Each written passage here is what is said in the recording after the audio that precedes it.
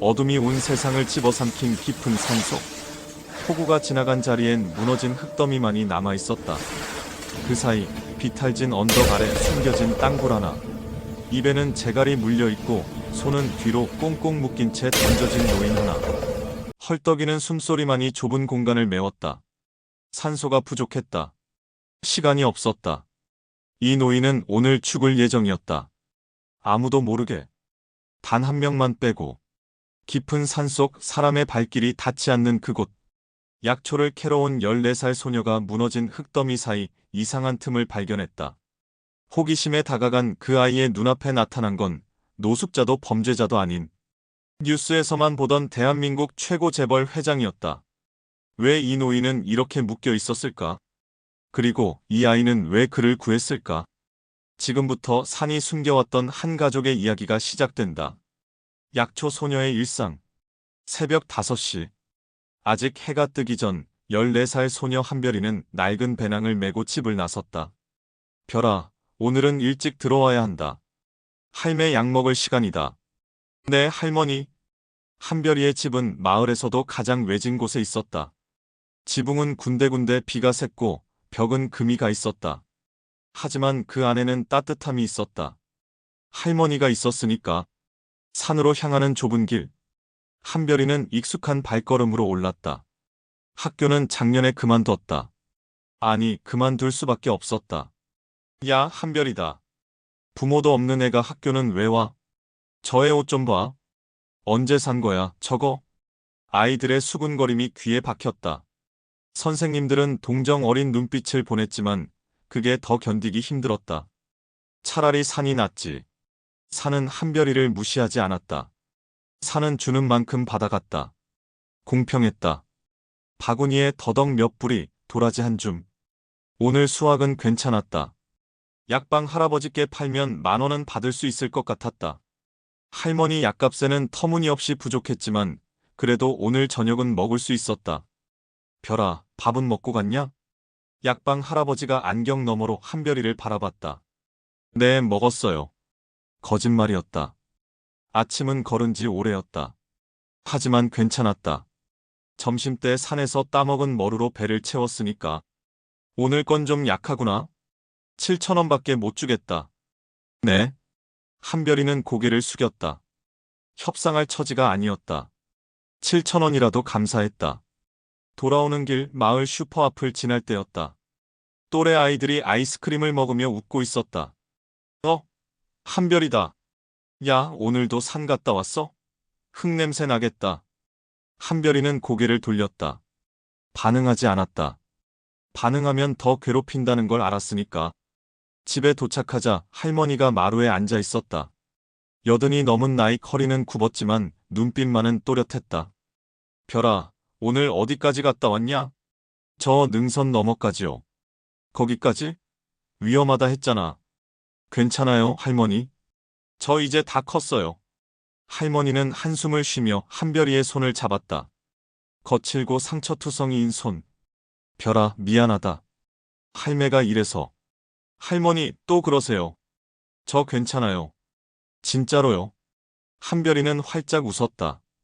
거짓 웃음이 아니었다. 할머니만 있으면 정말 괜찮았으니까. 밤. 한별이는 좁은 방에 누워 천장을 바라봤다. 달빛이 창문 틈으로 새어 들어왔다. 엄마, 아빠 저 잘하고 있죠? 부모님 얼굴은 이제 기억나지 않았다.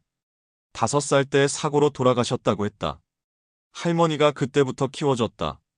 친할머니도 아닌 그냥 산에서 우연히 만난 할머니가. 별아, 산엔 비밀이 많다. 하지만 다 이유가 있단다. 할머니가 자주 하던 말이었다. 무슨 뜻인지 몰랐지만 언젠가는 알게 되겠지 하고 넘겼다. 다음 날도 그 다음 날도 한별이는 산으로 향했다. 약초 캐기 돈 부족 참기 모욕 다시 산으로. 반복되는 일상. 하지만 한별이는 포기하지 않았다. 할머니를 지켜야 했으니까. 어느 날 비가 억수같이 쏟아진 날이었다. 별아, 오늘은 산에 가지 마라. 위험하다. 할머니, 약 떨어졌잖아요. 가야 해요. 그래도 괜찮아요. 금방 올게요. 한별이는 우비를 걸치고 집을 나섰다. 빗줄기가 얼굴을 때렸지만 개의치 않았다. 산은 폭우 속에서도 변함없었다. 아니, 오히려 더 살아있었다. 물소리, 바람소리, 나뭇잎이 부딪히는 소리. 그런데 이상했다. 평소 지나다니던 길이 무너져 있었다. 폭우 때문에 산사태가 났던 것이다. 돌아가야 하나.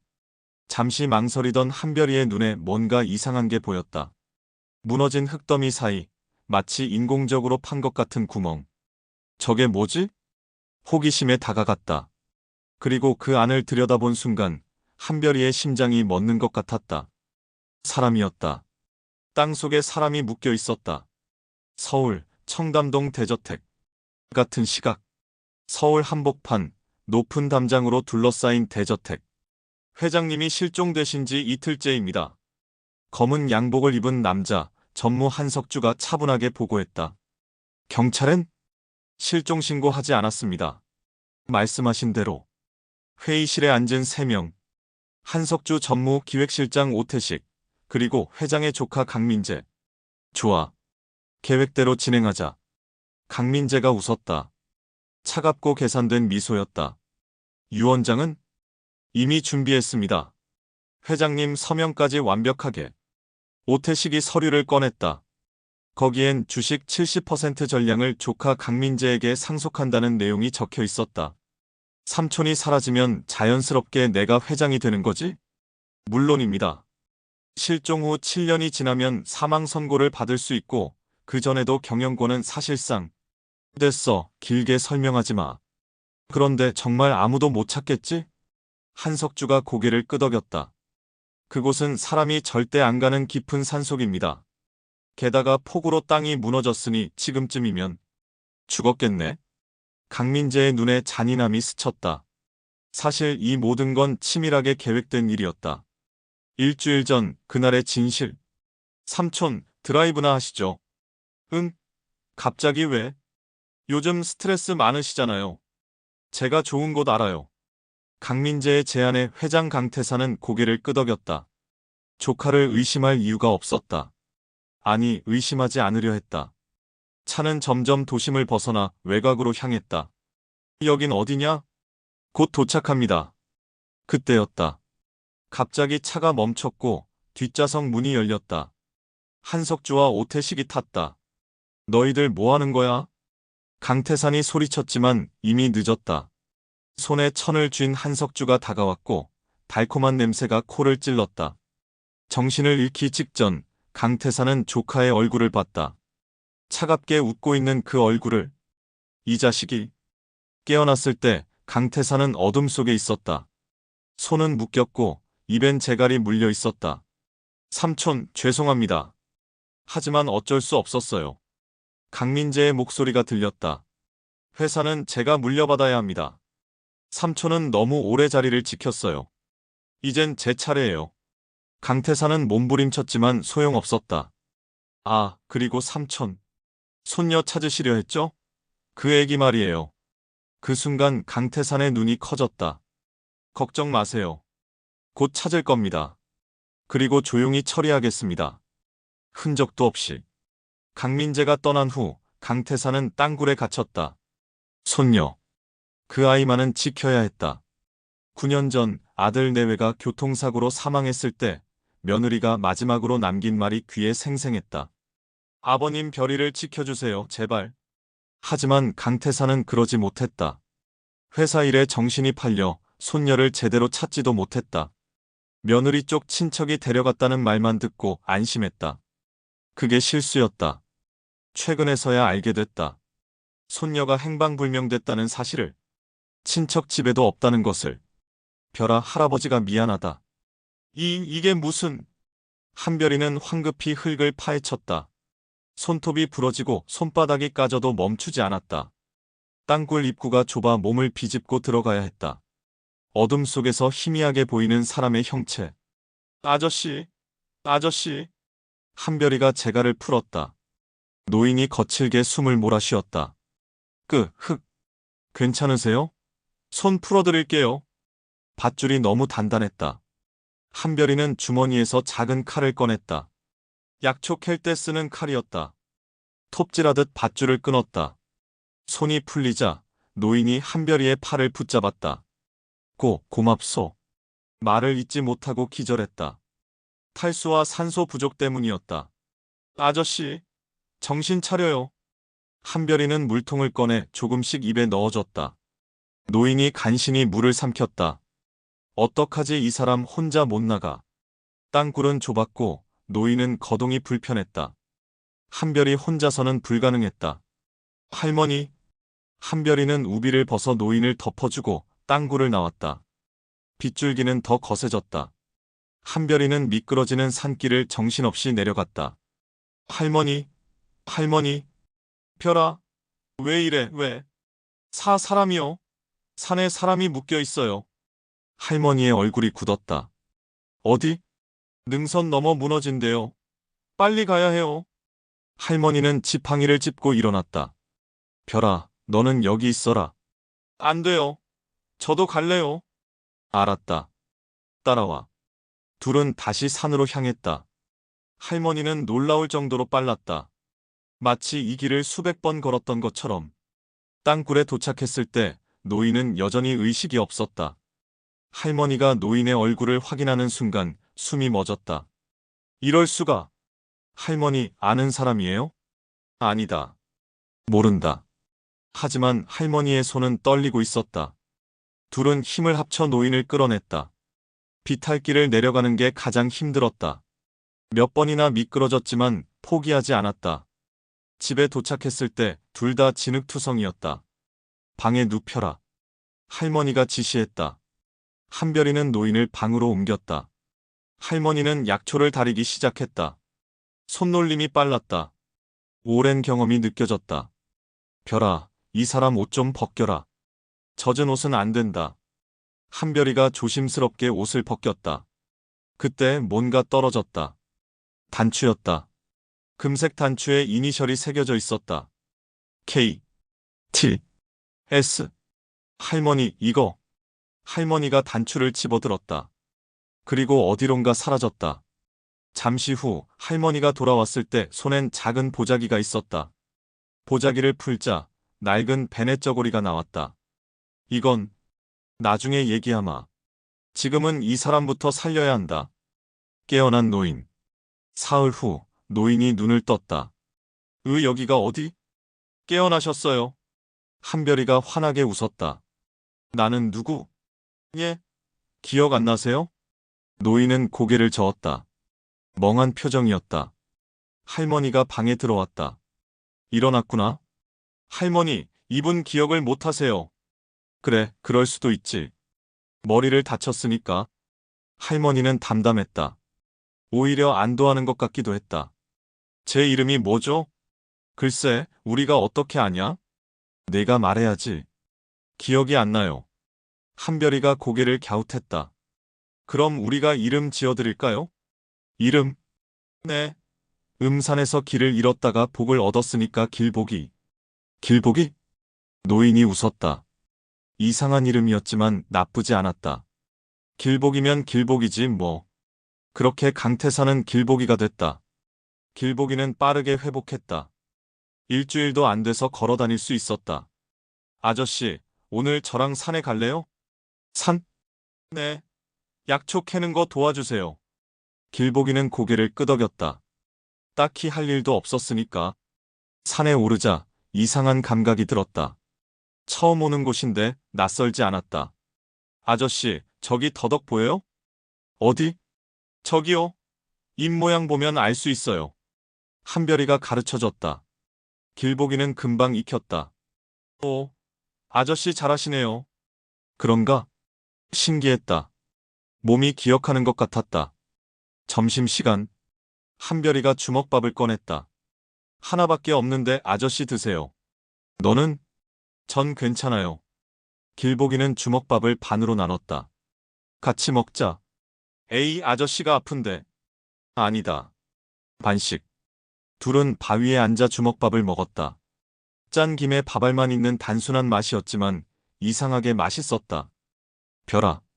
네. 고맙다. 날 살려줘서. 에이, 당연한 거예요. 사람이 죽어가는데 그냥 둘 수 있나요? 길복이는 한별이를 바라봤다. 14살 아직 어린아이인데 눈빛이 어른보다 깊었다. 이 아이는 많이 힘들었구나. 며칠간 함께 지내며 알게 됐다. 부모 없이 할머니와 단둘이 사는 것. 학교도 못 가고 약초를 캐서 생계를 유지하는 것. 별아, 학교는 안 가니? 작년에 그만뒀어요. 왜? 돈도 없고 애들이 놀려서요. 길보기의 가슴이 아렸다. 놀린다고? 부모 없다고, 가난하다고, 흙냄새 난다고. 한별이가 쓸쓸하게 웃었다. 근데 괜찮아요. 이젠 익숙해요. 미안하다. 예? 왜요? 그냥 미안하다. 길보기는 이상한 버릇이 있었다. 숫자에 유난히 강했다. 할머니, 오늘 더덕 몇 뿌리 캤어요? 12개. 그럼 한 뿌리에 1,000원이면 12,000원이네요. 길보기가 무심코 말했다. 내가 계산을 어떻게 해? 예? 그냥 당연한 거 아니에요? 할머니와 한별이는 눈을 마주쳤다. 또 다른 날 마을에 내려갔을 때였다. 할머니, 이거 얼마예요? 10,000원이다. 비싸네요. 저 가게는 7,500원인데. 네가 어떻게 알아? 아까 지나오면서 봤어요. 그 가게 가격표에 7,500원이라고. 한별이가 놀랐다. 아저씨, 한 번 본 거 다 기억해요? 그런가? 길복이 본인도 신기했다. 어느 날 저녁 한별이가 숙제를 하고 있었다. 할머니가 억지로 문제집을 사준 것이었다. 이 수학 문제 너무 어려워. 어디 보자. 길복이가 문제를 봤다. 중학교 2학년 수학이었다. 아, 이건 이렇게 풀면 돼. 술술 풀었다. 답까지 정확했다. 헐, 아저씨 천재예요? 아니다. 그냥 쉬운데? 할머니는 이 모든 걸 지켜봤다. 그리고 확신했다.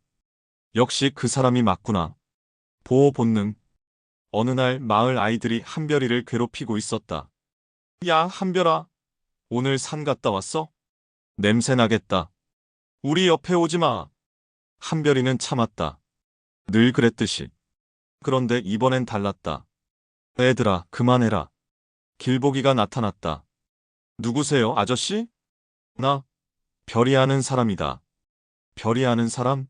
하하, 웃기네. 별이가 아는 사람이 누가 있다고. 그 순간 길보기의 눈빛이 변했다. 다시는 이 아이 괴롭히지 마라. 목소리는 낮았지만 무게가 있었다. 아이들은 본능적으로 한 발 물러섰다. 뭐야 무서워. 가자, 얘 이상해. 아이들이 도망쳤다. 한별이가 길보기를 올려다봤다. 아저씨 고마워요. 괜찮다. 앞으로도 누가 괴롭히면 나한테 말해.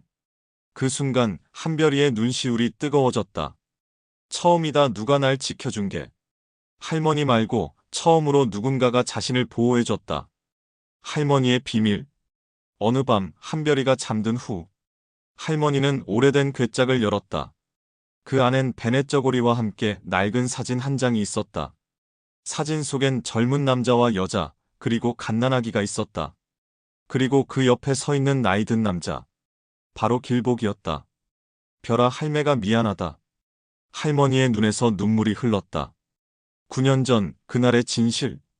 9년 전 폭우가 쏟아지던 그날. 어머니, 빨리 차에 타세요. 며느리 윤지혜가 비명처럼 소리쳤다. 별이는 제가 데리고 있어요. 어서요. 교통사고였다. 브레이크가 고장난 트럭이 달려왔고 윤지혜의 차를 들이받았다. 으아악. 차는 전복됐다. 유리가 깨지고 철제 구조물이 뒤틀렸다. 별아. 윤지혜는 간신히 의식을 유지했다. 뒷좌석을 봤다. 5살 한별이가 카시트에 묶인 채 울고 있었다. 엄마 아파. 별아, 괜찮아. 하지만 윤지혜는 알았다. 자신이 살 수 없다는 것을. 어머니. 할머니가 달려왔다. 사고 소식을 듣고 온 것이었다. 지혜야. 어머니 별이를 데리고 도망가세요. 뭔 소리야? 회장님 위험해요. 별이 노리는 사람들 있어요. 윤지혜는 남편이 죽기 전 남긴 말을 기억했다. 여보, 우리 아버지 재산 때문에 우리 가족이 위험해. 별이를 꼭 지켜줘. 남편은 교통사고로 먼저 세상을 떠났다. 하지만 그건 사고가 아니었다. 누군가 의도적으로 브레이크를 조작했다. 그리고 이번엔 윤지의 차례였다. 어머니 산으로 깊은 산으로 숨어주세요. 아무도 모르는 곳에. 지혜야, 정신 차려.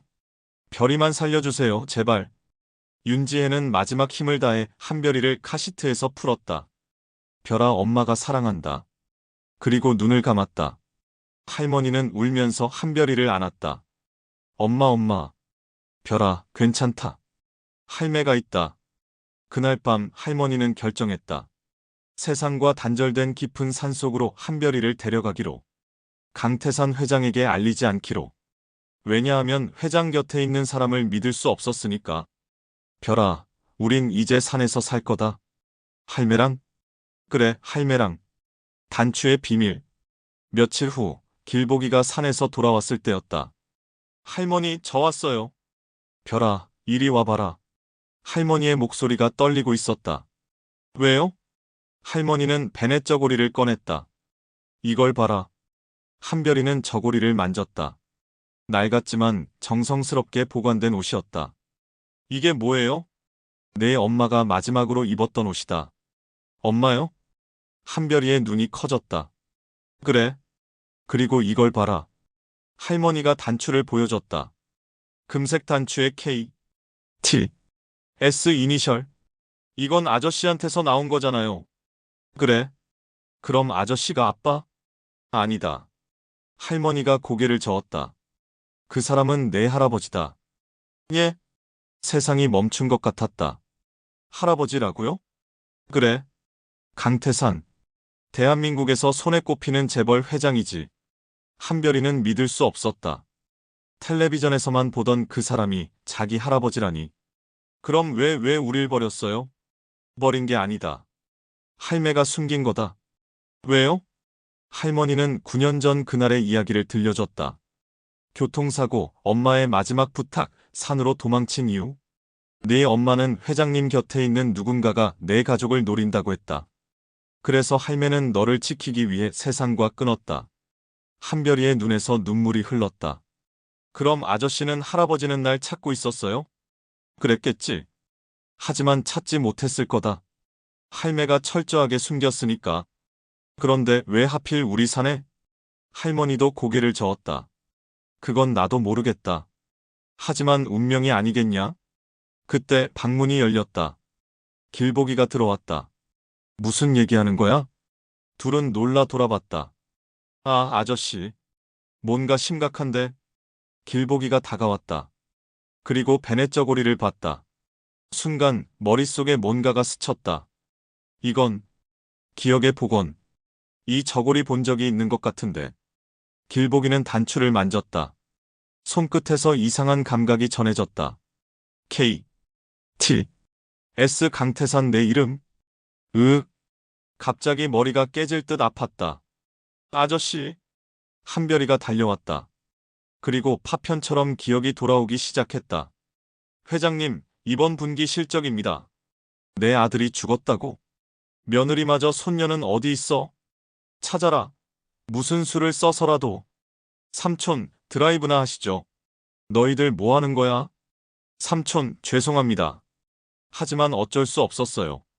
모든 게 돌아왔다. 나는 강태산. 길보기가, 아니 강태산이 무릎을 꿇었다. 별이 내 손녀. 한별이는 그 자리에 얼어붙었다. 할아버지? 강태산은 한별이를 바라봤다. 눈물이 차올랐다. 미안하다 할아버지가 너를 지키지 못했다. 9년간 찾아 헤맸던 손녀. 그 아이가 바로 자신을 구해준 이 아이였다는 것. 별아 정말 미안하다. 강태산이 한별이를 끌어안았다. 한별이도 울었다. 평생 혼자라고 생각했는데 가족이 있었다. 할아버지, 할아버지. 할머니도 눈물을 닦았다. 그래, 이제 됐다. 다 끝났구나. 하지만 아직 끝나지 않았다. 위험의 재개. 다음 날 아침, 마을에 검은 승용차 3대가 들어왔다. 강 회장이 이 근처에 있다는 제보가 있었습니다. 한석주가 차에서 내렸다. 찾아라. 살아있으면 끝장내고 죽어있으면 시체라도 확인해야 한다. 마을 사람들에게 사진을 보여줬다. 이 사람 본 적 있습니까? 아니, 모르는데요. 할머니는 이 근처에 혼자 사는 할머니 있나요? 아, 산 위에 한 명 있긴 한데. 한석주의 눈이 빛났다. 어디? 저기 능선 너머 오두막집이요. 근데 거긴 아무도 안 가요. 너무 외지고. 안내해 주시오. 한석주 일행이 산으로 향했다. 그때 약방 할아버지가 급히 산으로 달려갔다. 펴라, 펴라. 할아버지, 왜 그러세요? 검은 양복 입은 사람들이 너희 집 찾고 있다. 강태산의 얼굴이 굳었다. 찾아왔구나. 할아버지, 도망가요. 아니다. 이젠 도망치지 않는다. 강태산이 일어섰다. 별아, 할머니를 모시고 안전한 곳으로 가거라. 싫어요. 할아버지도 같이 가요. 안 된다. 이건 내가 끝내야 할 일이다. 강태산은 한별이의 어깨를 잡았다. 별아, 할아버지가 약속한다. 반드시 돌아올게. 그러니 기다려줘. 약속이죠? 약속이다. 강태산은 집 앞으로 나갔다. 그리고 기다렸다. 얼마 후 한석주 일행이 나타났다. 회장님? 한석주가 놀라 멈춰섰다. 살아계셨습니까? 그래, 살아있다. 너희 계획과 달리. 강태산의 목소리는 차가웠다. 이거 어떻게 된 일입니까? 저희가 찾으려고 얼마나. 거짓말 그만해라. 나를 죽이려 했던 게 누군지 다 안다. 한석주의 표정이 굳었다. 회장님, 무슨 오해가? 오해? 민재가 직접 내게 말했다. 회사를 빼앗겠다고. 손녀까지 죽이겠다고. 그 순간 한석주가 신호를 보냈다. 함께 온 남자들이 강태산을 에워쌌다. 회장님, 죄송합니다. 하지만 여기서 끝내야겠습니다. 그래, 해봐라. 강태산은 물러서지 않았다. 바로 그때 경찰이다. 손들어. 산 아래에서 경찰들이 올라왔다. 뭐야? 한석주가 당황했다. 약방 할아버지가 신고한 것이었다. 저 사람들이 수상해서 신고했습니다. 경찰이 한석주 일행을 제압했다. 당신들 누구요? 여기서 뭐 하는 거요?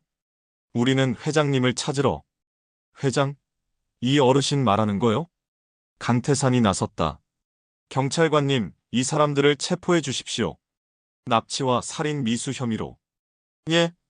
강태산은 모든 것을 설명했다. 땅굴에 갇혔던 강민재의 음모 모든 것을. 그게 사실입니까? 증거는 충분합니다. 내 몸에 남은 상처, 땅굴의 흔적, 그리고 이 사람들의 휴대전화 기록을 확인하면 다 나올 겁니다. 경찰은 한석주 일행을 연행했다. 이건 오해입니다. 회장님. 오해가 아니라는 걸 법정에서 증명하지. 경찰이 떠난 후 강태산은 집으로 돌아왔다. 한별이가 뛰어나왔다. 할아버지. 별아, 괜찮다. 다 끝났어. 둘은 꽉 끌어안았다. 할머니가 마루에 앉아 지켜봤다. 별아, 이제 할아버지랑 서울 가야지? 한별이가 고개를 들었다. 서울요? 그래. 네가 있어야 할 곳은 여기가 아니야.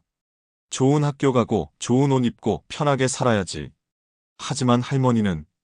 강태산이 할머니를 바라봤다. 어머님. 예. 제 며느리를 돌봐주시고 제 손녀를 지켜주셨습니다. 어떻게 감사드려야 할지. 아니요. 할매가 할 일을 했을 뿐입니다. 함께 가시죠. 서울로. 편히 사실 수 있게 해드리겠습니다. 할머니는 고개를 저었다. 전 이 산이 좋습니다. 평생을 여기서 살았는데 이제 와서 도시로 가면 적응 못합니다. 하지만 대신 별이는 데려가십시오. 그 애는 더 넓은 세상을 봐야 합니다. 한별이가 할머니 손을 잡았다. 할머니, 전 여기 있을래요? 별아, 안 돼. 너는 가야 한다. 싫어요. 할머니 없이는 못 가요. 할머니가 한별이의 머리를 쓰다듬었다. 별아, 할매는 늙었다. 그런데 너는 아직 어리지. 앞으로 공부도 하고 친구도 사귀고 꿈도 이뤄야지. 하지만 주말마다 오너라. 할매가 여기서 기다릴게. 정말요? 그래, 약속한다. 강태산도 고개를 끄덕였다. 매주 모시러 오겠습니다. 그리고 이 집도 새로 지어드리고. 아니요, 그냥 두세요. 이 집이 좋습니다. 알겠습니다. 서울로의 귀환. 며칠 후 강태산과 한별이는 서울로 향했다. 차 안에서 한별이는 창밖을 바라봤다. 할아버지. 응? 전 무서워요. 뭐가? 서울 사람들이요. 저 같은 애를 싫어하지 않을까요? 강태산이 한별이 손을 잡았다. 별아, 너는 당당해도 돼. 네가 누군지 알아? 강태산의 손녀야. 그리고 그보다 더 중요한 건 뭐예요? 할아버지를 살린 용감한 아이지. 한별이가 웃었다. 서울 저택에 도착했을 때 수십 명의 직원들이 나와 있었다. 회장님, 손녀님, 모두가 고개를 숙였다. 한별이는 압도당했다. 이렇게 많은 사람이 자신을 맞이하다니. 별아, 너 방으로 가자. 강태산이 한별이를 3층으로 안내했다. 넓은 방, 큰 침대, 책상, 옷장. 모든 게 새 것이었다. 와, 마음에 들어? 네, 근데 너무 넓어요. 강태산이 웃었다. 곧 익숙해질 거야. 빌런의 최후. 한편 구치소에서 강민재는 면회실에 앉아 있었다. 삼촌이 살아있다니 믿을 수 없어. 변호사가 고개를 저었다. 회장님이 모든 증거를 제출하셨습니다.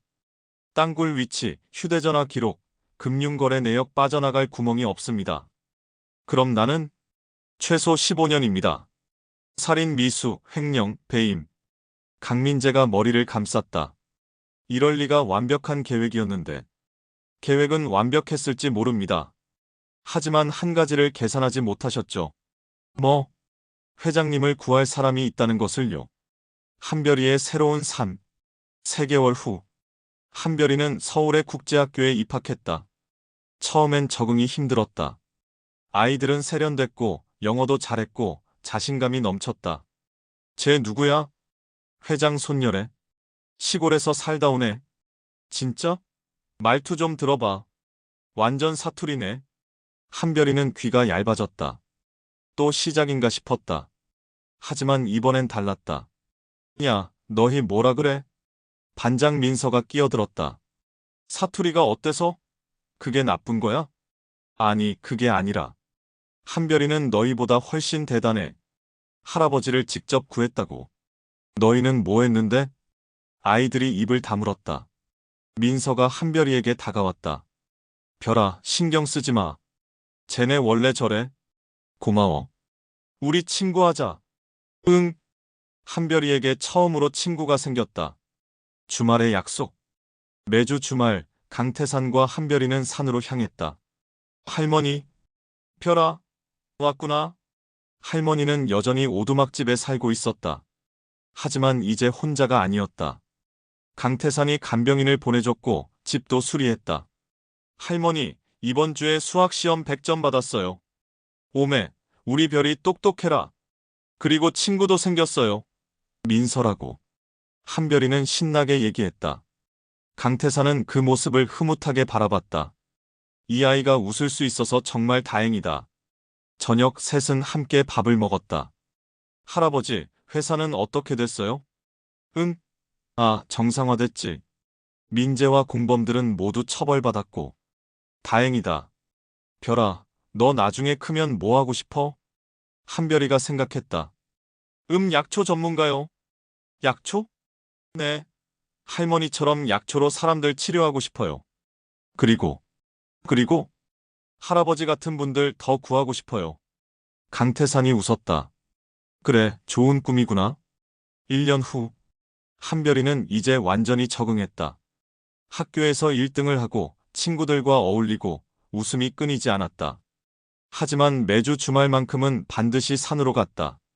할머니, 오늘 더덕 캐러 갈래요? 그래, 가자. 강태산도 함께했다. 정장 대신 편한 옷을 입고 산을 올랐다. 회장님이 약초를 캐시다니. 직원들이 놀랐지만 강태산은 개의치 않았다. 이게 내 낙이야. 능선에 올라 셋이 나란히 앉았다. 할아버지, 저기 봐요. 저 산 너머가 우리 학교 있는 곳이에요. 그래? 네. 이제 서울이 낯설지 않아요. 그치만 여기가 제일 좋아요. 할머니랑 할아버지랑 있는 이곳이요. 할머니가 한별이 어깨를 토닥였다. 별아, 산이 널 놓아줬구나. 예?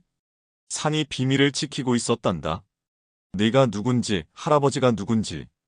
그런데 이제 다 풀렸지. 이제 산이 너를 자유롭게 해준 거야. 한별이가 고개를 끄덕였다. 강태산이 두 사람의 손을 잡았다. 고맙습니다, 어머님. 그리고 별아, 너도. 왜요? 날 살려줘서. 그리고 가족이 뭔지 다시 알려줘서. 셋은 석양을 바라봤다. 산 너머로 해가 지고 있었다. 에필로그 -5년 후. 한별이는 이제 20살이 됐다. 대학에서 한의학을 전공하고 방학 때마다 산으로 돌아왔다. 할머니, 이번에 배운 처방전이에요. 오메, 우리 별이가 이제 다 큰 한의사네. 할머니는 85이 됐지만 여전히 정정했다. 강태산도 이제 회장직에서 물러나 명예회장이 됐다. 별아, 회사 물려받을 생각 없니? 할아버지, 전 약초가 좋아요. 그래. 내 마음대로 해라. 어느 날 한별이는 산에 작은 한의원을 열었다. 산골 한의원이라는 이름으로. 할머니, 첫 환자가 왔어요. 그래? 누구냐? 문이 열리고 한 노인이 들어왔다. 저기 허리가 아파서요. 한별이가 환하게 웃었다. 앉으세요. 제가 치료해 드릴게요. 침을 놓고 약을 지어주고 따뜻하게 대했다. 노인이 감사하며 돌아갔다. 별아, 기분이 어때? 너무 좋아요, 할머니. 사람을 돕는다는 게 이렇게 뿌듯한지 몰랐어요. 할머니가 한별이를 안았다. 별아, 너는 정말 착한 아이야. 할매가 자랑스럽다. 그날 저녁 셋은 마루에 앉아 차를 마셨다. 별아, 할아버지한테 물어볼 게 있어. 뭐예요? 9년 전 땅굴에서 날 처음 봤을 때 무서웠니? 한별이가 고개를 저었다. 아니요. 무서운 게 아니라 그냥 이 사람을 살려야 한다는 생각밖에 안 들었어요. 왜? 모르겠어요. 그냥 운명이었던 것 같아요. 강태산이 미소 지었다. 그래? 운명이었구나. 하늘엔 별이 총총했다. 한별이는 하늘을 올려다봤다. 엄마, 아빠. 저 잘 지내고 있어요. 걱정하지 마세요. 할머니가 한별이 손을 잡았다. 별아, 내 부모님도 하늘에서 기뻐하실 거다. 그럴까요? 그럼. 네가 이렇게 훌륭하게 자랐는데. 강태산도 고개를 끄덕였다. 아들아, 며느리 미안하다. 늦었지만 별이는 내가 꼭 지킬게. 약속한다. 바람이 불었다. 마치 대답하는 것처럼. 길보기 시절의 소동. 기억을 되찾기 전 길보기로 살던 어느 날의 일. 길보기 아저씨, 오늘 장 보러 가요. 한별이가 신나게 말했다. 장? 네. 할머니가 고추장 떨어졌다고 하셔서요. 둘은 마을로 내려갔다. 슈퍼 앞에 도착했을 때 한별이가 물었다. 아저씨, 고추장이 뭔지 알아요? 고추장? 당연히 알지. 빨갛고 매운 거잖아. 오, 대단해요. 그런데 슈퍼 안에서 길보기는 완전히 길을 잃었다. 이게 왜 이렇게 많아? 고추장만 해도 10종류가 넘었다. 어떤 걸 사야 하지? 한별이가 웃었다. 아저씨, 저것. 할머니가 늘 사시는 거. 어디? 저기요. 파란 통. 길보기가 다가가다가 실수로 진열대를 건드렸다. 와르르르. 라면이 우수수 쏟아졌다. 아하. 슈퍼 주인이 달려왔다. 뭐 하는 거유? 죄송합니다. 길보기와 한별이는 30분 동안 라면을 다시 쌓았다. 집에 돌아와서 할머니가 물었다. 고추장은? 잊어버렸어요. 뭐? 한별이와 길보기는 서로 쳐다보며 웃음을 터뜨렸다. 물고기 잡기 대소동. 어느 여름날 한별이가 제안했다. 할아버지, 물고기 잡으러 가요. 물고기? 네. 저 앞 계곡에 물고기 많아요. 강태산은 고개를 갸웃했다. 나 물고기 잡아본 적 있나? 하지만 한별이가 기대에 찬 눈으로 바라보자 거절할 수 없었다. 그래, 가자. 계곡에 도착했다. 물은 맑고 차가웠다. 할아버지, 저기 봐요. 피라미. 어디? 저기요. 강태산이 손을 뻗었다가 그만 미끄러졌다. 철퍼덕. 물속에 풍덩 빠졌다. 할아버지. 한별이가 웃음을 참으며 달려왔다. 괜찮아요? 차갑다. 강태산이 물 밖으로 나왔을 때 머리부터 발끝까지 흠뻑 젖어 있었다. 그런데 신기하게도 손에 물고기 한 마리가 있었다. 잡혔네. 와, 할아버지 대박. 둘은 손뼉을 쳤다. 그날 저녁 셋은 구운 물고기를 먹으며 웃었다. 별아, 할아버지가 물고기 잡는 모습 봤어? 네. 완전 웃겼어요. 풍덩하고 빠지시는 거. 야, 그건 일부러 그런 거야. 에이, 거짓말. 할머니가 미소를 지었다. 이래야 가족이지. 요리 도전기. 어느 날 강태산이 선언했다. 오늘은 내가 요리를 하겠다. 예? 한별이와 할머니가 놀라 쳐다봤다. 할아버지, 요리할 줄 알아요? 당연하지. 얼마나 쉬운데. 사실 강태산은 요리를 한 번도 해본 적이 없었다. 평생 요리사가 해준 음식만 먹었으니까. 하지만 자신감은 넘쳤다. 뭘 만들까? 라면이요. 라면? 그 정도야 식은 죽 먹기지. 강태산이 라면을 꺼냈다. 물을 끓이고 면을 넣고 스프를 넣고. 됐다. 그런데 뚜껑을 열어보니 면이 너무 불어서 죽처럼 됐다. 이게 왜 이래? 할아버지, 너무 오래 끓이셨어요. 아, 그래? 한별이가 깔깔 웃었다. 괜찮아요. 저 죽 좋아해요. 정말? 네. 할아버지가 만든 거니까 맛있어요. 강태산이 한별이 머리를 쓰다듬었다. 고마워, 별아. 실제로 셋이 먹어보니 의외로 맛있었다. 할아버지, 요리 재능 있으신 것 같아요. 그래. 다음엔 더 잘 만들어줄게. 산에서 길 잃은 날. 기억을 되찾은 후 어느 날 강태산과 한별이는 산에 올랐다. 할아버지, 이쪽이에요. 응, 알았어. 그런데 30분쯤 걷다가 강태산이 멈춰 섰다. 별아, 우리 길 잃은 것 같은데? 예? 아닌데요? 이쪽이 맞아요. 아니야, 아까 이 나무 본 것 같은데. 할아버지, 나무는 다 비슷하게 생겼어요. 둘은 30분 더 헤맸다. 결국 제자리로 돌아왔다. 여기 아까 지나온 데잖아. 한별이가 웃었다. 할아버지, 방향치예요? 아니야. 그냥 나무가 다 똑같이 생겨서. 에이, 인정하세요. 알았어, 알았어. 내가 길치야. 한별이가 강태산 손을 잡았다. 괜찮아요. 제가 길 알려드릴게요. 고마워, 별아. 할머니의 장난. 할머니는 때때로 장난을 쳤다. 어느 날 강태산이 물었다. 어머님, 이 약초는 뭐예요? 그거, 독초다. 예? 독초요? 그래, 먹으면 죽어. 강태산이 화들짝 놀라 약초를 던졌다. 할머니가 껄껄 웃었다. 농담이다, 농담. 그냥 쑥이야. 어머님, 놀라잖아요. 한별이도 웃었다. 할머니 장난 좋아하세요. 그래야 재미있지. 또 다른 날 할머니가 강태산에게 물었다. 회장님, 산에서 호랑이 만나면 어떻게 해야 하는지 아시오?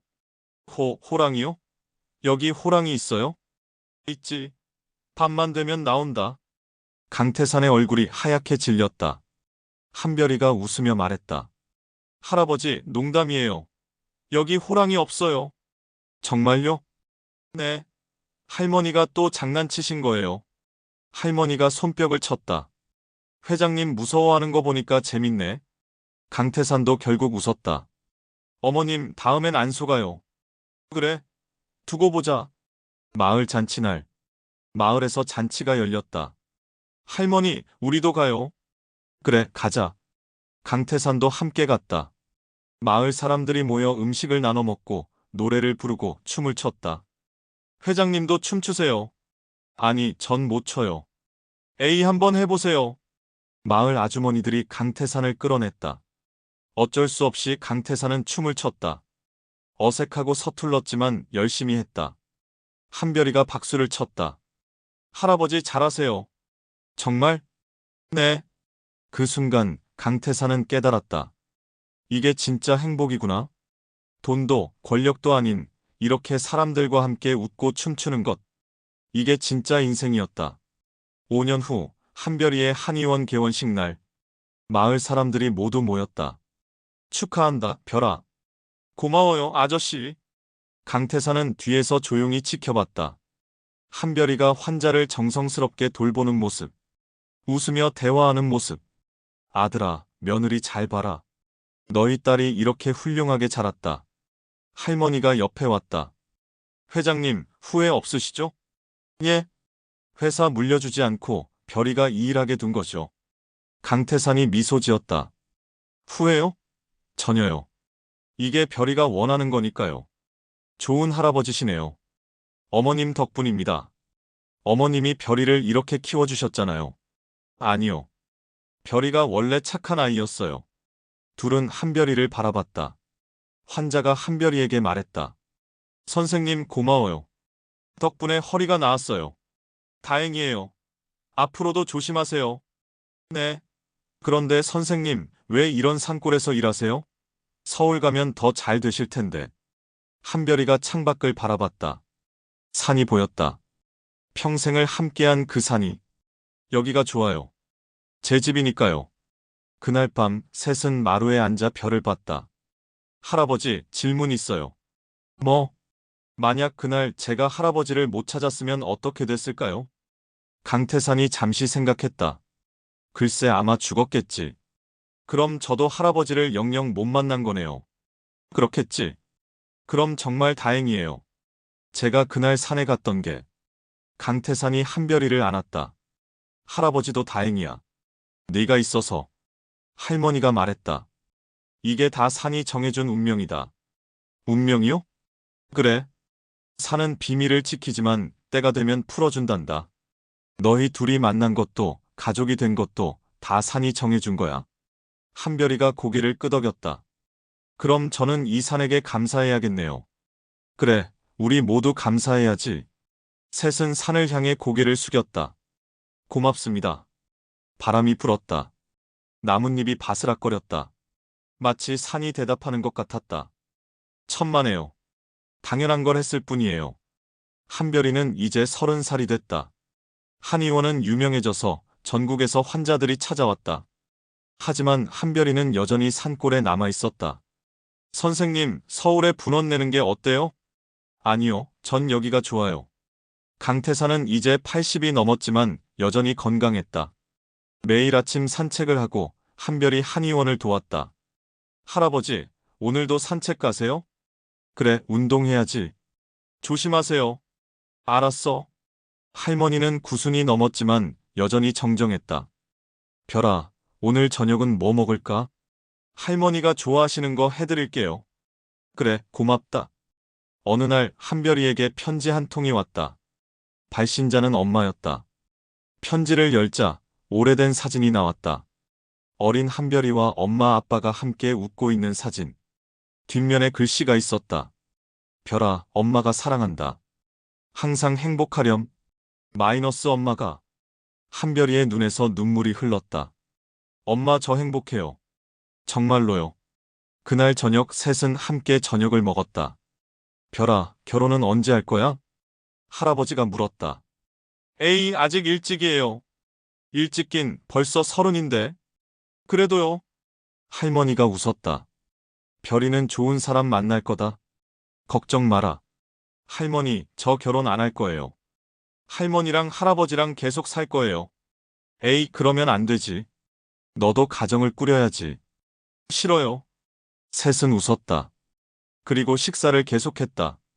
평범하고 따뜻하고 행복한 저녁이었다. 한별이가 쓴 편지. 엄마 아빠에게. 엄마 아빠. 저예요, 별이. 저 이제 30살이 됐어요. 믿기지 않죠? 엄마 아빠가 돌아가신 지 벌써 25년이 지났어요. 처음엔 너무 외로웠어요. 세상에 혼자 남겨진 것 같았어요. 하지만 할머니가 있었어요. 할머니가 저를 키워주셨어요. 그리고 할아버지를 만났어요. 신기하게도 산에서 만났어요. 처음엔 할아버지인 줄 몰랐어요. 그냥 도와야 하는 사람인 줄 알았어요. 하지만 운명이었나 봐요. 할아버지를 구하고 가족이 됐어요. 이제 저는 행복해요. 한의원도 열었고 많은 사람들을 돕고 있어요. 엄마가 저를 낳아주시고 할머니께 부탁하신 거 정말 잘하신 것 같아요. 덕분에 저는 살 수 있었어요. 엄마 아빠 사랑해요. 그리고 고마워요. 저 잘 살고 있어요. 걱정하지 마세요. 하늘에서 지켜봐 주세요. -달 한별 올림. 카메라는 천천히 산을 비춘다. 능선, 나무, 계곡, 그리고 작은 오두막집. 집 앞 마루에 셋이 앉아 있다. 강태산, 할머니, 한별이. 셋은 차를 마시며 석양을 바라본다. 한별이가 말한다. 할아버지, 할머니, 사랑해요. 우리도 사랑한다, 별아. 바람이 분다. 나뭇잎이 흔들린다. 산이 속삭인다. 잘했어, 별아. 정말 잘했어. 화면이 서서히 어두워진다. 그리고 자막이 뜬다. 가족은 피가 아니라 마음으로 이어진다. 그리고 때론 운명이 우리를 이어준다. 산이 숨겨왔던 비밀은 사랑이었다. 여러분, 이 이야기는 여기서 끝납니다. 하지만 한별이의 인생은 계속됩니다. 할아버지와 할머니와 함께 행복하게. 여러분도 가족이 있나요? 혹시 오랜만에 연락 못한 가족이 있다면 오늘 한번 전화해보세요. 사랑한다고, 보고 싶다고. 그 한마디가 누군가에겐 세상을 구할 수도 있으니까요. 시청해주셔서 감사합니다. 여러분이라면 기억을 잃어도 가족을 알아볼 수 있을까요? 여러분의 인생에서 가장 소중한 사람은 누구인가요? 이 이야기가 마음에 드셨다면 좋아요와 구독 부탁드립니다.